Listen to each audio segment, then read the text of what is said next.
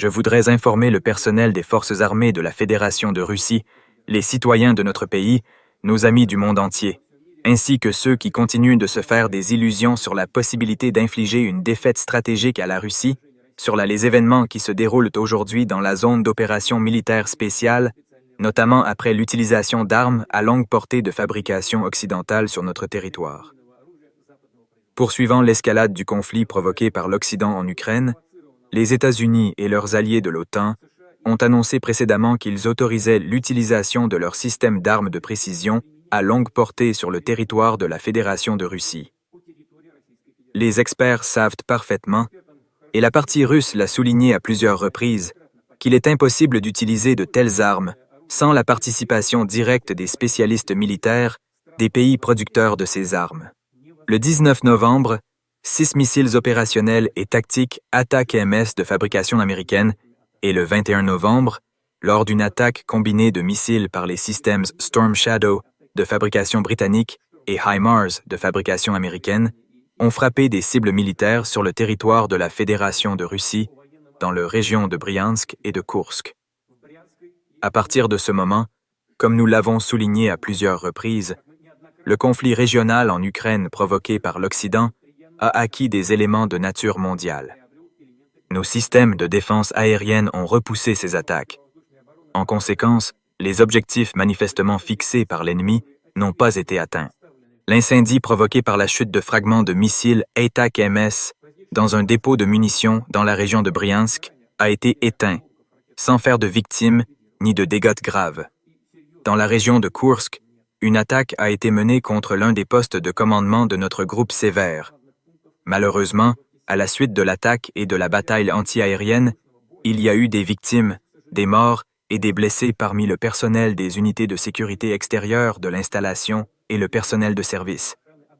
Le personnel de commandement et opérationnel du centre de contrôle n'a pas été blessé et dirige normalement les actions de nos troupes pour détruire et expulser les unités ennemies de la région de Koursk. Encore une fois, je tiens à souligner particulièrement que l'utilisation de telles armes par l'ennemi n'est pas en mesure d'influencer le cours des hostilités dans la zone d'une opération militaire spéciale. Nos troupes avancent avec succès sur toute la ligne de contact. Toutes les tâches que nous nous sommes fixées seront résolues.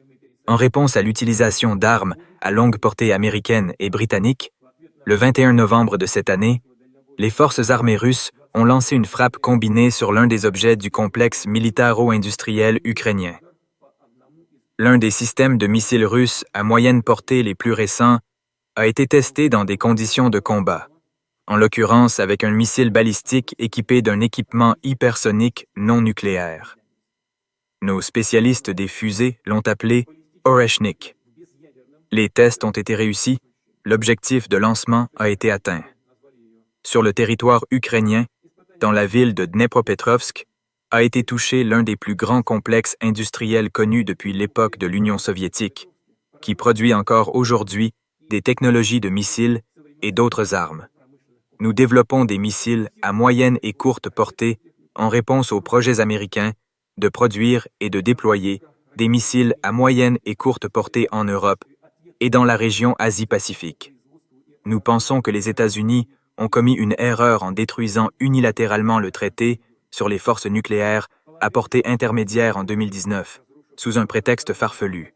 Aujourd'hui, les États-Unis non seulement produisent de tels équipements, mais, comme nous le voyons, au cours de la formation de leurs troupes, ils ont résolu les problèmes du transfert de leurs systèmes de missiles prometteurs vers différentes régions du monde, y compris l'Europe. De plus, lors des exercices, ils dispensent une formation sur leur utilisation. Permettez-moi de vous rappeler que la Russie a volontairement et unilatéralement pris l'obligation de ne pas déployer de missiles à portée intermédiaire et courte tant que des armes américaines de ce type n'apparaîtraient dans aucune région du monde.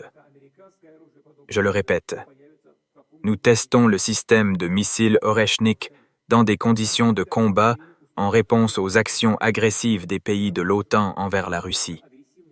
La question du déploiement ultérieur de missiles à moyenne et courte portée sera décidée par nous en fonction des actions des États-Unis et de leurs satellites.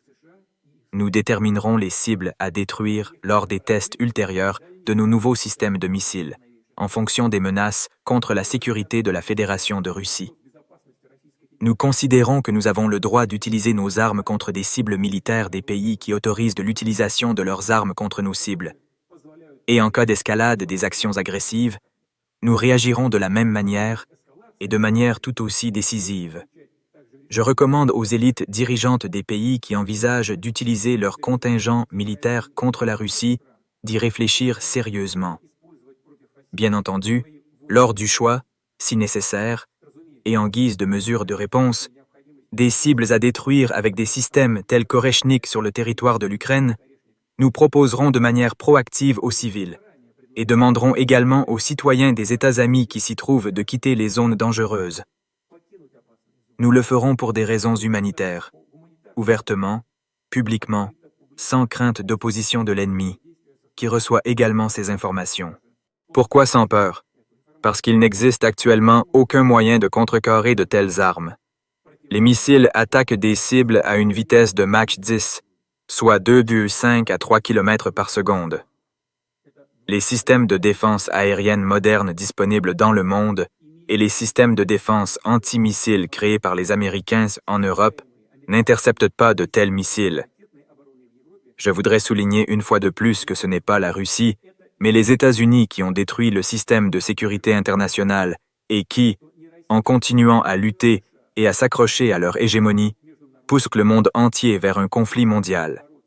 Nous avons toujours préféré et sommes maintenant prêts à résoudre toutes les questions controversées par des moyens pacifiques, mais nous sommes également prêts à toute évolution des événements. Si quelqu'un en doute encore, c'est en vain. La réponse sera toujours là.